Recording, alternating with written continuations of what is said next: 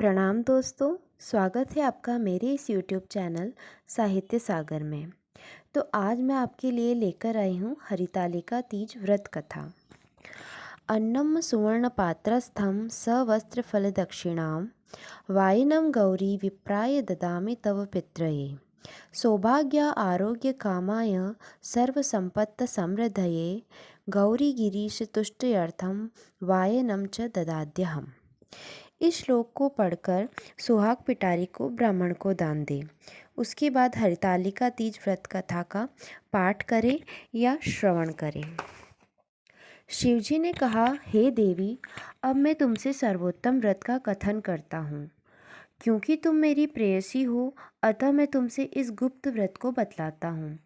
जिस प्रकार ताराओं में चंद्र, ग्रहों में सूर्य, चारों वर्णों में ब्राह्मण, देवों में विष्णु, नदियों में गंगा, पुराणों में महाभारत और वेदों में सामवेद और इंद्रियों में मन श्रेष्ठ है, उसी प्रकार सभी व्रतों में श्रेष्ठ प्राचीन व्रत का मैं तुमसे कथन करता हूँ। तुम उसे स्थिर चित्त से सुनो। पूर्व काल में जिस व्रत को तुमने किया था, उसी के प्रभाव से तुमने मेरी पत्नी का स्थान प्राप्त किया है। प्रेयसी होने के कारण ही मैं तुमसे इस व्रत को प्रकट करता हूँ। भाद्र मास के शुक्ल पक्ष हस्त नक्षत्र से युक्त तृतीया तिथि के दिन इस व्रत का अनुष्ठान करने से त्रिविध ताप एवं पाप से स्त्रियां मुक्त हो जाती है। हे देवी, पूर्व काल में इस महाव्रत को तुमने हिमालय पर्वत पर किया था। उन सभी पूर्व वृत्तांतों का मैं तुमसे वर्णन करता हूँ। पार्वती ने कहा, हे नाथ, मैंने इस उत्तम व्रत को किस प्रकार किया था, उन सभी वृत्तांत को मैं आपके मुख कमल से श्रवण करना चाहती हूँ। तब शिवजी बोले, पर्वतों में श्रेष्ठ हिमालय नामक एक पर्वत है, जो अनेक प्रकार की भूमि तथा विविध वृक्षों से परिव्याप्त है।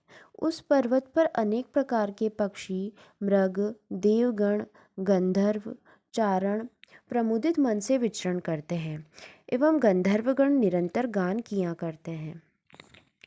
उस पर्वत की चोटी स्फटिक, स्वर्ण, मणि, मूंगों से सुशोभित है। यह पर्वत आकाश के समान ऊंचा है। उसकी चोटियां सदैव बर्फ से ढकी रहती है तथा गंगा का निरंतर निनाद होता रहता है। हे पार्वती, तुमने अपने बाल्यावस्था में जिस प्रकार की कठोर तपस्या की थी, मैं उसका वर्णन करता हूँ। हे देवी, तुमने 12 वर्षों तक आंधी में रहकर बिताया था। तुमने माघ के महीने में कंठ तक जल में निवास कर, वैशाख मास में प्रखर घाम में पंचाग्नि सेवन कर, श्रावण मास में घर से बाहर वर्षा में भीग कर मेरी तपस्या निराहार रहकर की थी। तुम्हारे इस उग्र तप को देखकर तुम्हारे पिता हिमवान बहुत ही दुखित एवं चिंतित हुए। वे तुम्हारे विवाह के विषय में चिंतातुर हो गए कि ऐसी तपस्विनी कन्या के लिए वर कहाँ से उपलब्ध हो सकेगा।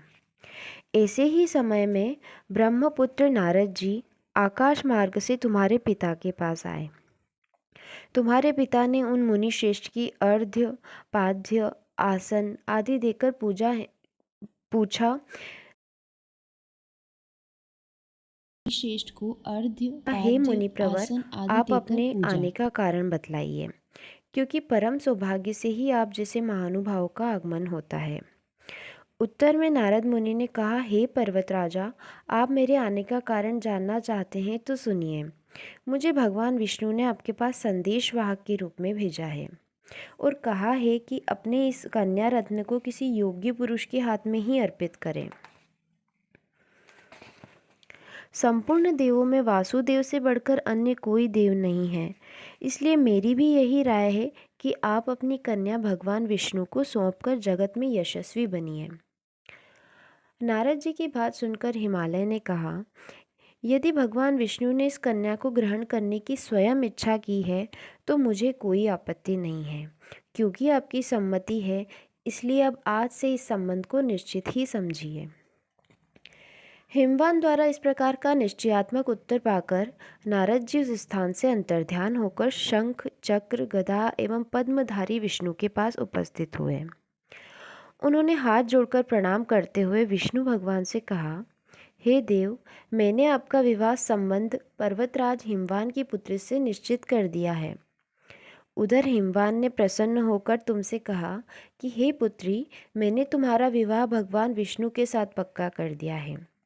पिता द्वारा विपर्यार्थक वाक्य सुनकर तुम अपनी सखी के घर चली गई और वहीं भूमि पर लुंठित होकर अत्यंत विलाप करने लगी। तुम्हें रुदन करते देखकर तुम्हारी सहेलियों ने तुमसे पूछा कि हे देवी, तुम अपने दुख का कारण मुझे बताओ।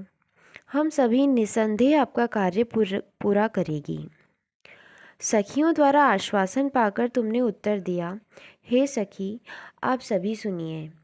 मेरी इच्छा महादेव जी के साथ विवाह करने की है, परंतु मेरे पिता ने मेरी इच्छा के विरुद्ध कार्य किया है, अर्थात उन्होंने विष्णु भगवान के साथ विवाह करने का नारद जी को वचन दे दिया है। इसलिए सखियों, अब मैं अपने इस शरीर का निश्चित रूप से परित्याग करूंगी। तब तुम्हारी बात सुनकर सखियों ने कहा, तुम घबराओ नहीं, हम और तुम दोनों ही किसी ऐसे घनघोर वन में निकल चलेंगे जहाँ पर तुम्हारे पिता न पहुँच सकेंगे। इस प्रकार की गुप्त मंत्रणा करके तुम अपनी सखियों के साथ निर्जन वन में पलायन कर गई। तदंतर तुम्हारे पिता हिमवान ने पास पड़ोस के प्रत्येक घरों में तुम्हारी खोज की, किंतु तुम्हारा कहीं भी पता न लगा। तुम्हारे पिता ने तुम्हें न पाकर मन में संदेह किया कि कहीं किसी देव, दानव, किन्नर आदि ने मेरी पुत्री का अपहरण तो नहीं कर लिया। वे इस सोच में भी पड़ गए कि अब मैं नारद जी को क्या जवाब दूंगा, क्योंकि मैंने उनसे विष्णु के लिए पुत्री के विवाह का वचन दिया था। अब मैं उपहास का पात्र बनूंगा। ऐसा सोचते सोचते वे घबराकर मूर्छित हो गए। उनके संज्ञा शून्य होते ही सभी लोग उनके समीप एकत्रित होकर उनसे पूछने लगे कि हे पर्वतराज, आप अपनी मूर्छितावस्था का कारण मुझे बतावें। कुछ स्वस्थ होने के बाद हिमालय ने उन लोगों से कहा, मेरी कन्या का किसी ने अपहरण कर लिया है, अथवा हो सकता है किसी विषधर सर्प ने डस लिया हो, अथवा सिंह, व्याघ्र आदि किसी हिंसक पशु ने भक्षण कर लिया हो। यही मेरे दुख का कारण है। न जाने मेरी पुत्री कहाँ चली गई। अब मैं क्या करूं? ऐसा कहते हुए हिमालय इस प्रकार कांपने लगे जैसे किसी प्रचंड आंधी में वृक्ष हिलने लगते हैं। तत्पश्चात तुम्हारे पिता तुम्हारी खोज में भयानक जंगल के भीतर अग्रसर हुए। इधर तुम तो पहले से ही अपनी सखियों के साथ उस भीषण वन में जा चुकी थी। उस स्थान पर एक नदी प्रवाहित हो रही थी। वहाँ एक गुफा भी थी। तुमने उसी गुफा में जाकर आश्चर्य लिया और निराहार रहकर मेरा बालुकामयी मूर्ति का स्थापन किया। जब भाद्रपद मास के शुक्ल पक्ष की तृतीया हस्त नक्षत्र से युक्त आई, तब तुमने उस दिन रात्रि में जागरण कर गीत वाद्यादि के साथ मेरा भक्तिपूर्वक पूजन किया। हे प्रिय, तुम्हारे द्वारा की गई उस कठिन तपस्या एवं व्रत के प्रभाव से मेरा सिंहासन चलायमान हो उठा और जहाँ तुम सखियों के साथ थी उस स्थान पर मैं जा पहुँचा। मैंने तुमसे कहा कि हे वारनने, मैं तुमसे अत्यंत प्रसन्न हूँ, तुम मुझसे अपना इच्छित वर प्राप्त कर लो। तब उत्तर में तुमने कहा कि हे देव, यदि आप मुझ पर प्रसन्न हैं तो आप मुझे पति रूप में प्राप्त हो। मैं तथास्तु कहकर पुनः अपने कैलाश पर्वत पर आ गया। मेरे चले आने के बाद तुमने प्रातःकाल नदी में स्नान कर मेरी स्थापित मूर्ति का विसर्जन किया। इतना करने के बाद तुमने अपने सखियों के साथ पारण किया। उसी समय तुम्हारे पिता हिमालय भी तुम्हें खोजते हुए उसी जंगल में आ पहुँचे, किंतु वन की गहनता के कारण चारों ओर ढूंढने पर भी तुम्हारा कुछ भी पता न चला। अब तो वे निराश होकर भूमि पर गिर पड़े। पुनः उठने के बाद हिमालय ने दो कन्याओं को सुप्तावस्था में देखा। उन्होंने निकट आकर तुम्हें गोद में उठा लिया और रुदन करने लगे। रोते रोते ही उन्होंने तुमसे पूछा कि तुम इस घनघोर जंगल में किस प्रकार आ पहुंची। पिता की बात सुनकर तुमने उससे कहा कि हे तात, मैं अपना विवाह शिवजी के साथ करना चाहती थी, परंतु मेरी इच्छा के प्रतिकूल आपने विष्णु भगवान से मेरा वैवाहिक संबंध स्थापित कर दिया। इसी कारण रुष्ट होकर मैं अपनी सखियों के साथ ग्रह का परित्याग कर इस भीषण वन में चली आई। हे तात, यदि आप मुझे घर ले जाना चाहते हैं तो मुझे महादेव जी से विवाह करने की आज्ञा दीजिए। मेरा ऐसा ही दृढ़ निश्चय है। तुम्हारे इस दृढ़ संकल्प को जानकर तुम्हारे पिता ने तथास्तु कहा और वे तुम्हें अपने साथ घर ले गए। घर पहुंचने पर मेरे साथ तुम्हारा पाणी ग्रहण हुआ। उसी व्रत के प्रभाव से तुमने अचल सौभाग्य प्राप्त कर लिया। मैंने आज तक इस व्रत का कथन किसी से नहीं किया है। हे देवी, तुम अपनी सखियों के साथ अपहरण की गई, इसी से इस व्रत का नाम हरितालिका पड़ा। तो दोस्तों, ये थी हरितालिका तीज व्रत कथा। अगर आपको मेरा स्वर पसंद आया हो तो प्लीज़ मेरे चैनल को लाइक, शेयर और सब्सक्राइब ज़रूर कीजिएगा। धन्यवाद।